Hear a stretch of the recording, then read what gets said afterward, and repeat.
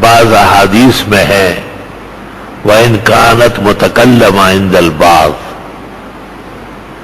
احب العرب لثلاث، تین وجہ سے ان سے محبت ہونا چاہیے.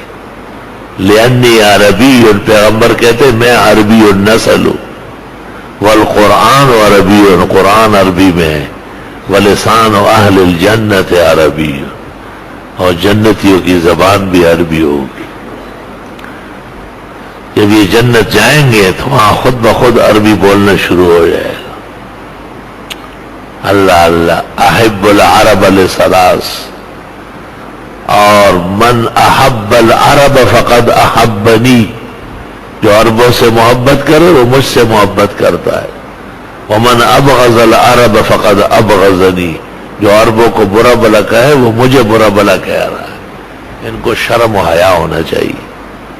اخبارات دیکھو اور میڈیا دیکھو اور صحافت دیکھو، دنیا کے کونے خانچے کے مختلف عناصر مغرب کے زرخرید ملاحدہ اور زنادقہ دیکھو، اور ان کے بارے میں کیسے کیسے چھیمے گوئیاں پھیلا رہے.